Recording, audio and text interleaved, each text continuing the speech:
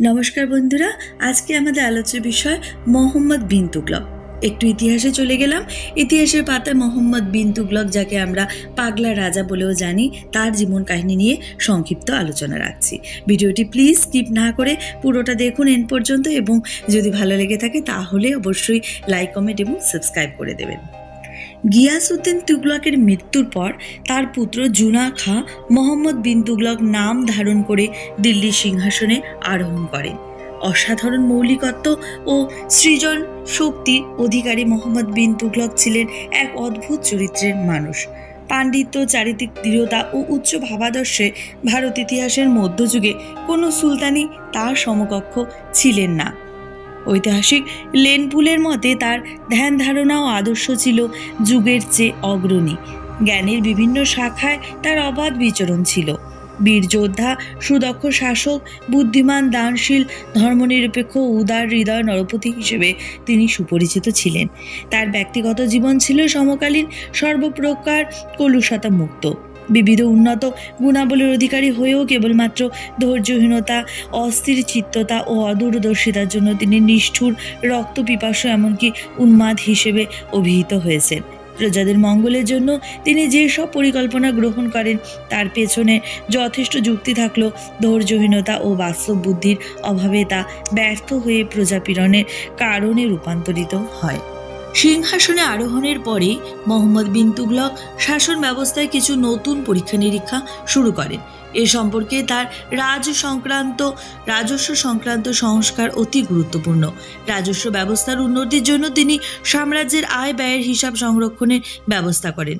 সাম্রাজ্যের সর্বত্র একই হারে রাজস্ব আদায়ের ব্যবস্থা করেন এবং প্রদেশগুলির আয় ব্যয়ের হিসাব নিয়মিত দিল্লিতে পাঠাবার জন্য প্রাদেশিক শাসনকর্তাদের নির্দেশ দেওয়া হয়।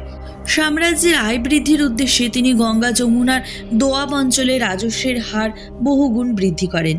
এই সময় কয়েক বছর অনাবৃষ্টির ফলে এই অঞ্চলে ফসল না হওয়ায় কৃষকদের অবস্থা খুবই শোচনীয় ছিল। সুতরাং কৃষকেরা বর্ধিত কর দিতে অস্বীকৃত হয় এবং রাজকর্মচারীদের উৎপীড়নে কৃষিকার্য পরিত্যাগ করে অনেকে বনে জঙ্গলে পলায়ন করেন।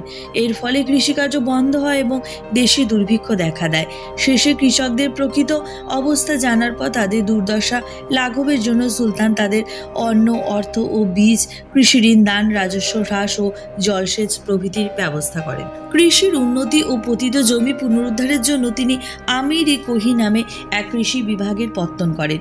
2 বছরে প্রায় 70 লক্ষ টাকা ব্যয়ের পর শেষ পর্যন্ত এই পরিকল্পনা ব্যর্থতায় পর্যবসিত হয়। আসলে যেসব জমি এই পরিকল্পনার অন্তর্ভুক্ত হয় তা সম্পূর্ণভাবে চাষের অনুপযোগী ছিল। নতুন ধরনের এই পরিকল্পনার সাফল্যের জন্য সুলতানের ব্যক্তিগত তত্ত্বাবধানের প্রয়োজন ছিল, যা কখনোই সম্ভব হয়নি। সুলতান স্বয়ং তদারক করতে না পারায় অধিকাংশ অর্থই নষ্ট হয়। তিনি দিল্লি থেকে দাক্ষিণাত্যে দেবগিরিতে রাজধানী স্থানান্তর করেন এবং তার নাম রাখেন দৌলতাবাদ। নানা কারণে তিনি এই কাজে উদ্যোগী হন। সাম্রাজ্যের কেন্দ্রীয় স্থানে অবস্থিত দেবগিরি রাজধানী হিসেবে নিশ্চয়ই উপযুক্ত ছিল। উত্তর পশ্চিম সীমান্তে সন্নিকটে অবস্থিত হওয়ায় দিল্লিতে সর্বদাই মঙ্গল আক্রমণের সম্ভাবনা ছিল। দেবগিরিতে কিন্তু তা ছিল না। দেবগিরি থেকে দাক্ষিণাত্যে সুলতানি শাসন পরিকল্পনা করা সহজতর ছিল। বলা বাহুল্য, কেবলমাত্র সরকারি দপ্তরগুলি স্থানান্তরিত করেই তিনি ক্ষান্ত হননি। অন্ধ ও খঞ্জ ভিক্ষুক সহ আবাল বৃদ্ধ বনিতা দিল্লির সকল নাগরিককে তিনি দেবগিরি গমনে বাধ্য করেন। বলা বাহুল্য, এর ফলে নাগরিকদের মধ্যে তীব্র অসন্তোষ দেখা দেয়। যাত্রীদের সুবিধার জন্য সুদীর্ঘ 27 মাইল পথে বহু অর্থব্যয়ে তিনি প্রচুর সরাইখানা নির্মাণ করেন। কিছুদিন পর আবার তিনি দিল্লিতে রাজধানী স্থানান্তর করেন এবং জনসাধারণকে দিল্লি প্রত্যাবর্তনে বাধ্য করেন। এর ফলে জনসাধারণের দুর্দশা ও রাজকীয় অর্থের অপচয় বৃদ্ধি পায়। নানা কারণে দেবগিরিতে রাজধানী স্থানান্তর হয়তো যুক্তিসঙ্গত ছিল, কিন্তু নাগরিকদের স্থানান্তর গমনে বাধ্য করা অপরিণামদর্শিতার পরিচায়ক। 1328 থেকে 29 খ্রিস্টাব্দে মঙ্গল নেতা তার মাসিরিন ভারত আক্রমণ করেন এবং পাঞ্জাব, লাহোর ও সুলতান বিধ্বস্ত করে দিল্লি পর্যন্ত অগ্রসর হয়। মঙ্গলদের বিরুদ্ধে কোনো প্রতিরোধ ব্যবস্থা গ্রহণ না করে প্রচুর অর্থের বিনিময়ে তিনি তাদের প্রত্যাবর্তনে সম্মত করেন। সম্ভবত দোয়াবের বিদ্রোহ ও রাজধানী স্থানান্তর প্রভৃতি ব্যাপারে ব্যস্ত থাকায় সুলতান তাদের বিরুদ্ধে যথোপযুক্ত ব্যবস্থা গ্রহণ করতে পারেন। রাজকোষের অর্থাভাব মেটাবার উদ্দেশ্যে রৌপ্য মুদ্রার পরিবর্তে চীন ও পারস্যের অনুকরণে তিনি এক ধরনের প্রতীকী মুদ্রা প্রবর্তন করেন। এটি ছিল তার সর্বাপেক্ষা মারাত্মক পরীক্ষামূলক পরিকল্পনা। এই মুদ্রায় ব্যবহৃত ধাতু সম্পর্কে সমকালীন ঐতিহাসিকরা একমত নন। বরণীর মতে এই প্রতীক মুদ্রায় তামা ব্যবহৃত হয়েছিল। অপরপক্ষে ফেরিস্তা ব্রোঞ্জের কথা বলেছেন। বিভিন্ন জাদুঘরে রক্ষিত মুদ্রাগুলি দেখে আধুনিক পণ্ডিতরা ব্রোঞ্জের কথাই মেনে নিয়েছেন। সমকালীন ঐতিহাসিকের এর কারণ সম্পর্কে রাজকোষের ঘাটতি মেটাবার কথা বললেও আধুনিক ঐতিহাসিকরা বলেন যে চতুর্দশ শতকে সমগ্র বিশ্বব্যাপী রৌপ্য সংকট দেখা দেয় এবং রৌপ্য সংকটের পরিপ্রেক্ষিতে তিনি ব্রোঞ্জ মুদ্রা প্রবর্তন করেন। এটি তার গভীর দূরদৃষ্টির পরিচায়ক। এডওয়ার্ড টমাস, ডক্টর মেহেদি হোসেন প্রভৃতি ঐতিহাসিকরা এই পরিকল্পনার প্রশংসা করেছেন। নানা কারণে এই ধরনের মুদ্রা প্রচলন যুক্তিপূর্ণ হলেও যাতে এই মুদ্রা জাল না হয় সেজন্য তিনি কোনো সতর্কতামূলক ব্যবস্থা গ্রহণ করেননি। এর ফলে জাল নোটে দেশ ভরে যায়। বিদেশি বণিকরা এই মুদ্রা গ্রহণ অস্বীকৃত হলে ব্যবসা বাণিজ্য বন্ধ হওয়ার উপক্রম হয়। শেষ পর্যন্ত সুলতান ব্রোঞ্জের নোট প্রত্যাহার করেন এবং ব্রোঞ্জের পরিবর্তে রৌপ্য মুদ্রা প্রদানে বাধ্য হন। এর ফলে সাম্রাজ্যের আর্থিক ভিত্তি আরও দুর্বল হয়ে পড়ে। আলাউদ্দিনের মতো তিনি দিগ্বিজয়ের আশা পোষণ করেন। তিনি ঝাংরো অঞ্চলের নগরকোট দুর্গ জয় করেন। হিমালয়ের পাদদেশে তার কর্মাচল ও কারাজল অভিযানও সফল হয়।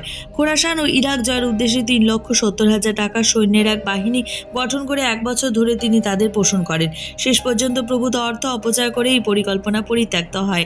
অনেকের মতে তার তিব্বত ও চীন জয়ের পরিকল্পনাও ছিল।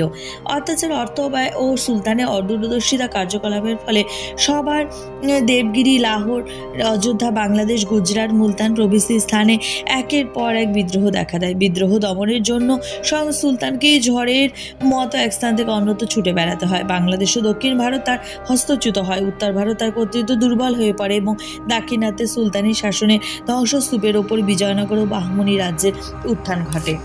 বহুমুখী প্রতিভার অধিকারী হয়েও মোহাম্মদ বিন তুগলক উত্তরাধিকার সূত্রে যে বিশাল সাম্রাজ্যের সিংহাসনে বসেন, ইতিপূর্বে দিল্লির অপর কোনো সুলতান উত্তরাধিকার সূত্রে এত বড় সাম্রাজ্যের অধিকারী হননি। ভারত ইতিহাসের সমগ্র মধ্যযুগে তার মতো পণ্ডিত বা যুক্তিবাদী কোনো নরপতি সিংহাসনে বসেননি। এশিয়ার অন্য অঞ্চলে মনীষীরা তার রাজ্যসভায় সমবেত হতেন। দিল্লি সুলতানদের মধ্যে তিনি সর্বপ্রথম ভারতে একটি ধর্মনিরপেক্ষ শাসন ব্যবস্থা প্রবর্তনে প্রয়াসী হন। আলাউদ্দিন খলজি ব্যক্তিগত স্বার্থে উলেমাদের প্রভাব খর্ব করেছিলেন, কিন্তু মোহাম্মদ বিন তুগলকের উদ্দেশ্য ছিল যথার্থ ধর্মনিরপেক্ষ শাসন ব্যবস্থা প্রবর্তন। যোগ্য হিন্দুদের তিনি উচ্চ রাজপদে নিযুক্ত করতেন এবং যোগ্যতা ও দক্ষতায় ছিল রাজপদে নিযুক্তির মাপকাঠি। ধর্ম বিষয়ে তার দৃষ্টিভঙ্গি খুবই উদার ছিল। বহু হিন্দু ও জৈন পণ্ডিত এবং যোগীর সঙ্গে তার সুসম্পর্ক ছিল এবং তিনি হিন্দুদের বহু অনুষ্ঠানে যোগদান করতেন। এসব সত্ত্বেও মৃত্যুর পূর্বে তিনি রেখে যান এক ভগ্ন সাম্রাজ্য, শূন্য রাজকোষ, বিক্ষুব্ধ উলেমা সংহতি ও আনুগত্য বোধহীন নবগঠিত অভিজাত সম্প্রদায় এবং বিক্ষুব্ধ প্রজাবর্গ।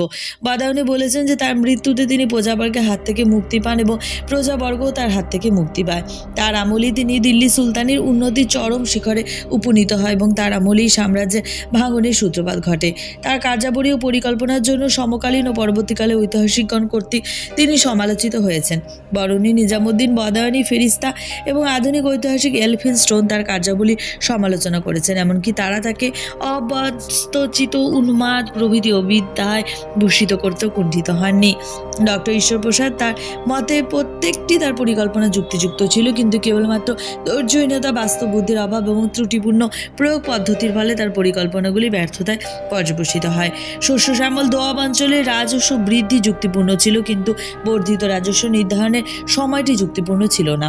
ভৌগোলিক অবস্থানের দিক থেকে তার রাজধানী স্থানান্তর যুক্তিপূর্ণ, কিন্তু দিল্লির সকল অধিবাসী স্থানান্তর গমনের নির্দেশ নির্বুদ্ধিতারই পরিচায়ক। প্রতীকী মুদ্রা প্রচলনও যুক্তিপূর্ণ, কিন্তু সমকালীন বিশ্বে তা অজ্ঞাত ছিল না।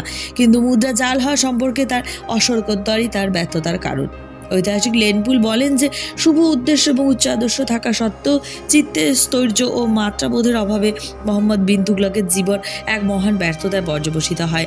ডক্টর শ্রীবাস্তব বলেন যে তার দীর্ঘ 26 বছরের রাজত্বকালে তার অবদান সম্পূর্ণই নেতিবাচক। যাই হোক, মৃত্যুর কিছুকাল পূর্বে তিনি ঐতিহাসিক বরণীকে বলেছিলেন, আমার রাজ্য রোগগ্রস্ত, কোনো চিকিৎসকই তাকে সুস্থ করতে পারবে না।